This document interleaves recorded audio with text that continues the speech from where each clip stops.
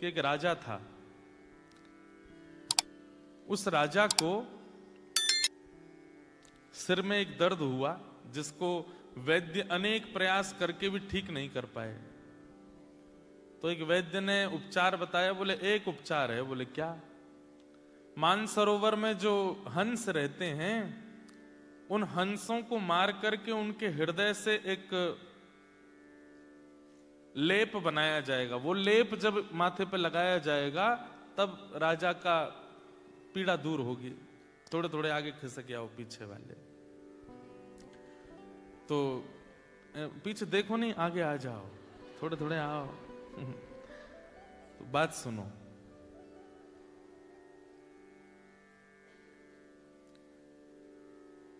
राजा ने अपने सब सैनिकों को आज्ञा की मानसरोवर जाओ और वहां से हंसों को पकड़ के लाओ। मेरा दर्द ठीक होना चाहिए।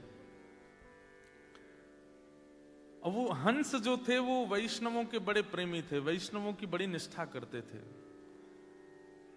ठाकुर जी भी वैष्णव निष्ठा करने वाले से बड़ा प्रेम करते हैं। जो वैष्णवों की सेवा करता है, भक्तों की सेवा करता है, उससे ठाकुर जी को बहुत प्रेम होता है।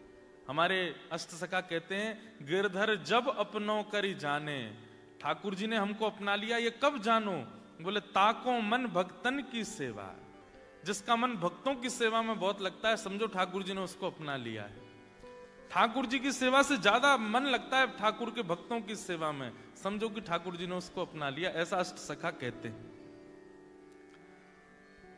तो उन हंसों से ठाकुर जी बहुत प्रेम करते थे क्योंकि वो वैष्णवों की बड़ी सेवा करते थे। जब कभी भी मानसरोवर पर कोई संत आते, वैष्णव आते, भक्त आते, तो ये हंस जाते थे, उनको प्रणाम करते थे, उनको वंदन करते थे। और आज इन्हीं हंस को पकड़ने के लिए राजा के सैनिक आ रहे हैं।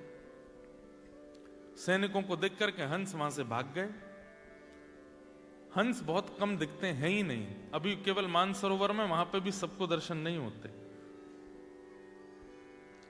तो सैनिकों को पता चला कि ये हंस जो है ये संत महात्माओं के हाथ से दाना चुगते हैं। इसका मतलब है कि भगवा भेषधारी इनको प्रिय लगते हैं। हम सब सैनिकों के भेष में आए इसलिए दूर भाग रहे हैं। भगवा भेष पहन लो। क्या किया? आडंबर।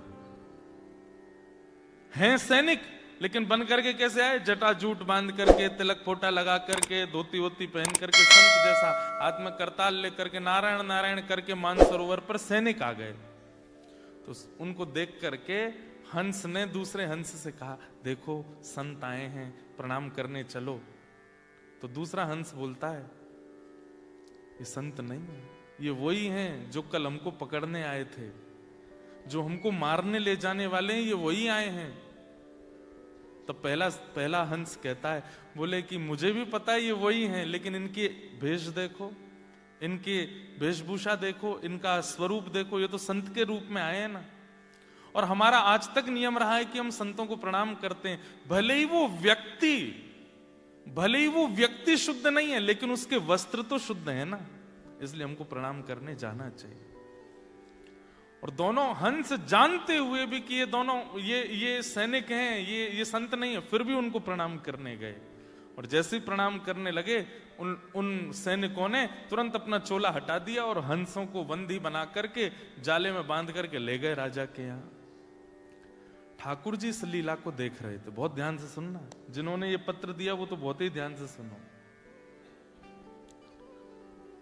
ठाकुर जी इस लीला को देख रहे थे और लक्ष्मी जी से बोले, देखो ये दोनों जानते थे कि ये सैनिक हैं, संत नहीं है, लेकिन केवल उनकी वेशभूषा संतों की थी, इसलिए हाँ, लक्ष्मी से भगवान बोले, देखो ये दोनों जानते हैं कि ये संत नहीं है, सैनिक हैं, लेकिन फिर भी अपने जान की बाजी लगा करके प्रणाम करने गए, क्योंकि उनके वस्त्र संतों के थे, रसिकों के थे।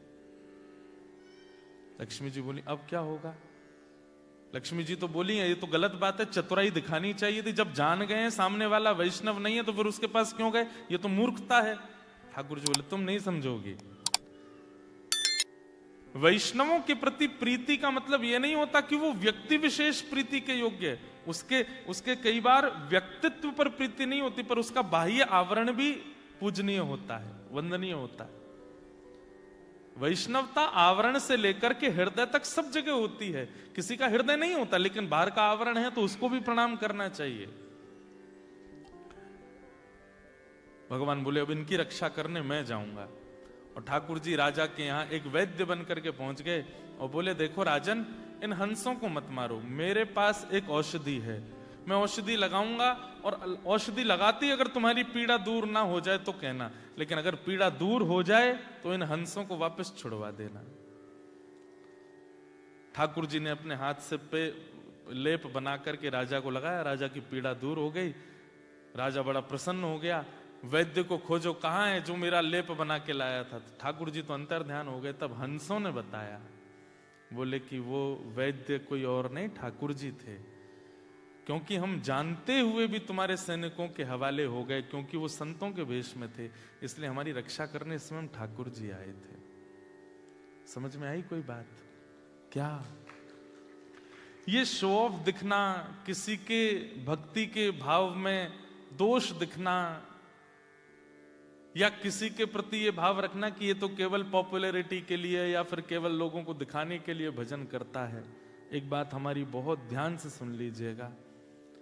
ये माथे पर उर्दपुंड अगर विराजमान है ना, तो ये बात निश्चित है कि वो किसी रूप में ठाकुर जी के द्वारा स्वीकार किया जा चुका है। आप उसमें दोष मत देखो।